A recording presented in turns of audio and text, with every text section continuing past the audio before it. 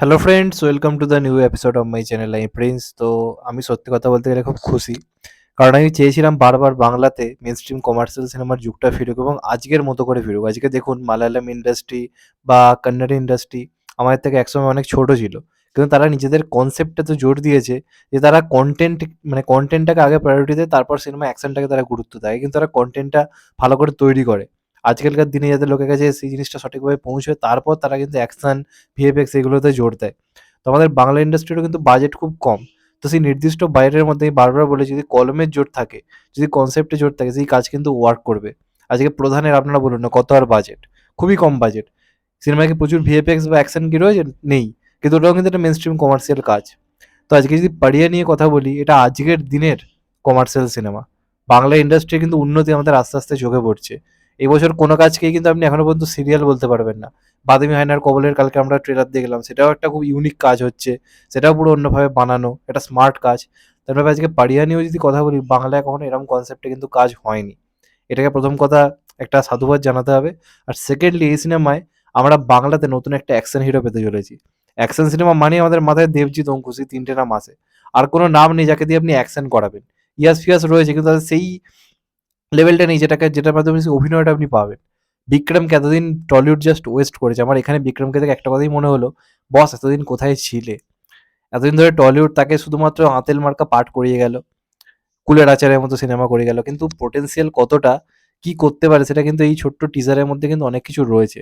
এবং insider news যেটা হচ্ছে, এই সিনেমা কিন্তু প্রচুর অ্যাকশন, ভায়োলেন্স, ব্রুটালিটি সবকিছু থাকতে পারে, সেটা হালকা হালকা ঝলক কিন্তু মানে টিজারটার মধ্যে রয়েছে। তো এটা একটা অন্যরকম কাজ হবে।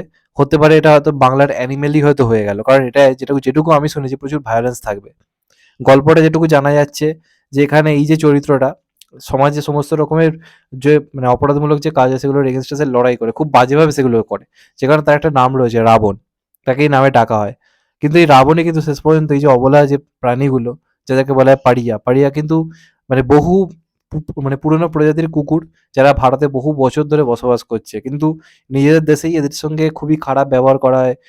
যেদিন কালী পুজো থাকে পটকা ফাটিয়ে দেওয়া হয় লেজের সঙ্গে বেঁধে, দোলের দিন রং দিয়ে দেওয়া হয়, তারপর রাস্তায় শুয়ে থাকলে লাথি মেরে সরিয়ে দেওয়া হয়, খাবার খেতে এলে সরিয়ে দেওয়া হয়, কিন্তু অনেকে তো বিষ মিশিয়েও খাবার মিশিয়ে মেরে দেয়। এরমই এখন এদের পরিস্থিতি এসে দাঁড়িয়েছে। তো সেই তাদের কষ্টটাকে যেভাবে সিনেমায় তুলে ধরা হচ্ছে, হালকা হালকা কিছু সিন পাড়িয়াদেরও দেখানো হয়েছে সিনেমার মধ্যে, এবং তার সঙ্গে সঙ্গে যে অ্যাকশন সিকোয়েন্স যেটুকু যা রয়েছে, সেগুলো কিন্তু বেশ ভালো মানের কিন্তু বোঝা যাচ্ছে। এবং তথাগত মুখার্জি কিন্তু ভালো পরিচালক, সে একটা অন্যরকম একটা জগৎ তৈরি করে। তো এটার ক্ষেত্রেও সেই জিনিসটা হবে। এবং টিজারে কিন্তু বড় বড় কিছু চমক উঠেছে, বেসিক্যালি লাস্টের যে শটটা দেখবেন, কুকুরের মাস্ক পরে একজন উড়ে উড়ে অ্যাকশন করছে, সেটা সম্ভবত বিক্রম। সে একটা টাইমের পর এদের ওই লড়াই করা শুরু করবে, এবং তখন সে কিন্তু ওই মাস্কটা ইউজ করবে এক একটা মার্ডার করার জন্য, যারা এদের এগেনস্টে মানে এদের ক্ষতি করে। তো কনসেপ্ট কিন্তু মারাত্মক।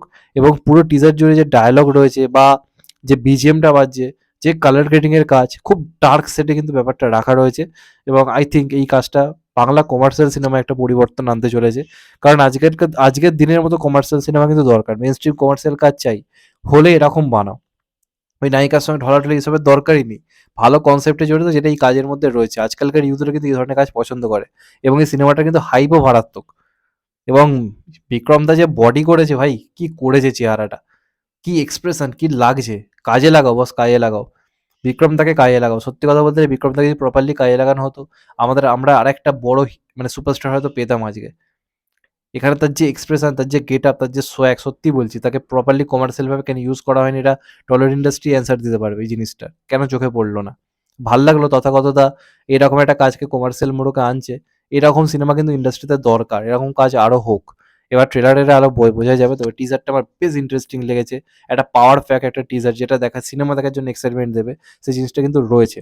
এবং প্রপারলি বাংলা একটা সিওর শট অ্যাকশন হিরো কিন্তু আসতে চলেছে। যেটুকু যা সিন দেখলাম ভাই, দারুণ লাগছে কিন্তু অ্যাকশনগুলো। মানে রক্তারক্তি কাণ্ড, ব্রুটালিটি, ভায়োলেন্স, এই জিনিসগুলো কিন্তু রয়েছে। তো দেখা যাক ফাইনালি কি হয়। তোমাদের এটা নিয়ে কি মতামত অবশ্যই কিন্তু কমেন্ট করে জানাও। যদি চ্যানেলটা নতুন হয়ে থাকো, চ্যানেলটাকে সাবস্ক্রাইব করে দিও and get the bell icon. ভালো থেকো সবাই, টেক কেয়ার, নমস্কার। আবার দেখা হবে এখন তো ভাই, সবাই ভালো থেকো, সুস্থ থেকো, টেক কেয়ার, নমস্কার। সবাই ভালো থেকো, টেক কেয়ার।